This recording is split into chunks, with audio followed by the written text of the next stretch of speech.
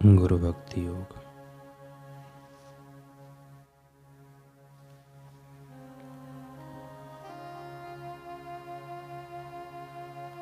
जो कोई मनुष्य दुखों से पार होकर सुख एवं आनंद प्राप्त करना चाहता हो,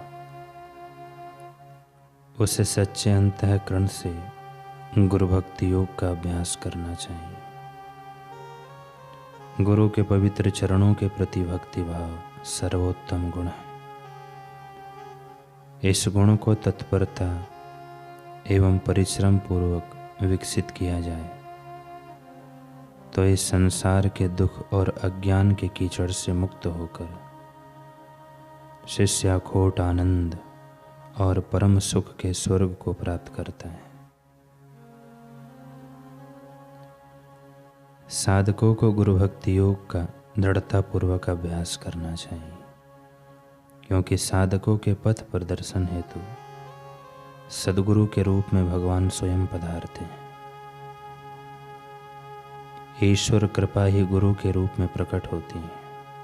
यही कारण है कि सद्गुरु दर्शन को भगवत दर्शन की संज्ञा दी जाती है। गुरु भगवत स्वरूप होते हैं। उनकी उपस्थिति सबको पवित्र करती है। गुरुदेव के वचनों में संशय रहित श्रद्धा रखकर साधक को साधना मार्ग में सतत आगे बढ़ते जाना चाहिए।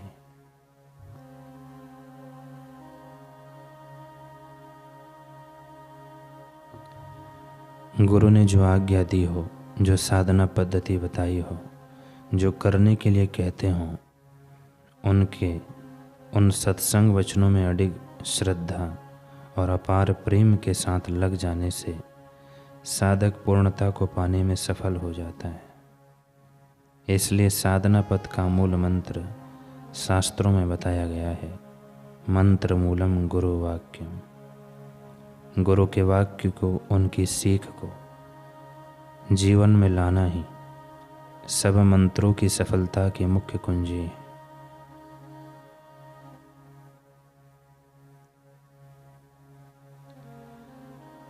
महर्षि अगस्त जी का शिष्य गुरु आश्रम में रहकर विद्या अध्ययन करता था। विद्या अध्ययन समाप्त होने पर एक दिन गुरुजी ने कहा, बेटा तुम्हारा अध्ययन समाप्त हुआ, अब तुम विदा हो सकते हो। शिष्य ने कहा, गुरुदेव विद्या अध्ययन के बाद गुरुजी को गुरु दक्षिणा देनी चाहिए, अतः आप कुछ आज्ञा करें। महर्षि ने कहा, बेटा तुमने मेरी बहुत सेवा की है, सेवा से बढ़कर कोई भी गुरु दक्षिणा नहीं है, अतः जाओ सुखपूर्वक रहो।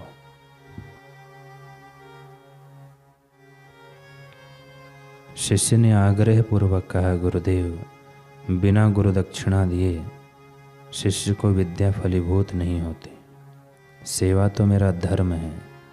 आप किसी अत्यंत प्रिय वस्तु के लिए आज्ञा अवश्य करें, मैं दक्षिणा रूप में वह आपको अर्पित करूंगा। गुरुजी ने देखा कि सुदृढ़ निष्ठावान शिष्य मिला है, तो हो जाए कुछ कसौटी। गुरुजी ने कहा, अच्छा देना ही चाहता है तो गुरु दक्षिणा में सीताराम जी को साक्षात ला दे। शिष्य गुरु चरणों में प्रणाम करके जंगल की ओर चल दिया और वहां जाकर घोर तपस्या करने लगा। वह पूरे मन एवं हृदय से गुरु मंत्र के जप, भगवान के नाम का कीर्तन एवं ध्यान में तल्लीन रहने लगा। जैसे जैसे समय बीतता गया उसके धैर्य, समता और गुरु के प्रति निष्ठा और अडिगता में बढ़ोतरी होती गई। कुछ समय पश्चात भगवान माँ सीता सहित वहाँ पहुँचे जहाँ वह गुरुभक्त ध्यान में तल्लीन होकर बैठा था। प्रभु ने आकर उसके शरीर को हिलाया डुलाया, पर उसे कोई होश नहीं था। तब राम जी ने उसके हृदय पर अपना चतुर्भुजी रूप दिखाया तो उसने झट से आंखें खोल दी और श्री राम जी को दंडवत प्रणाम किया। भगवान श्री रामचंद्र जी ने उसे अविरल भक्ति का वरदान दिया। शिष्य गुरु जी को गुरु दक्षिणाएँ देने हेतु सीताराम जी को लेकर गुरु आश्रम की ओर निकल पड़ा। महर्षि अगस्त के आश्रम में जाकर श्री राम जी एवं सीता जी उनकी आज्ञा की प्रतीक्षा में बाहर खड़े हो गए, परंतु शिष्य को तो आज्ञा लेनी नहीं थी। उसे आज्ञा थी ही वह तुरंत अंदर जाकर गुरु चरणों में साष्टांग दंडवत करके सरल विनम्र भाव से बोला, गुरुदेव, मैं गुरु दक्षिणा देने आया हूँ। आपकी कृपा से आज मैं वह दक्षिणा लाने में सफल हो गया। सीताराम जी द्वार पर खड़े आपकी आज्ञा की प्रतीक्षा कर रहे हैं। महर्षि अगस्त का हृदय शिष्य के प्रति बरस पड़ा। गुरु की कसौटी में शिष्य उत्तीर्ण हो गया। पूर्ण गुरु को पूर्ण कृपा बरसाने के लिए सतपात्र शिष्य मिल गया। उन्होंने शिष्य को गले लगाया और अपना पूर्ण गुरु कृपा का अमृत कुंभ शिष्य के हृदय में उड़ेल दिया। अगस्त जी शिष्य को साथ लेकर बाहर आए और श्री रामचंद्र जी माँ सीता का स्वागत पूजन किया। उस शिष्य का नाम था सुतीक्ष्ण। धन्य है सुतीक्ष्ण, जिन्होंने गुरु आज्ञा पालन में तत्पर होकर गुरु दक्षिणा में भगवान को हिला के अपने गुरु के द्वार पर खड़ा कर दिया। जो दृढ़ता, तत्परता और ईमानदारी से गुरु आज्ञा पालन में लग जाता है, उसके लिए प्रकृति भी अनुकूल बन जाती है, और तो और भगवान भी उसके संकल्प को पूरा करने में सहयोगी बन जाते हैं।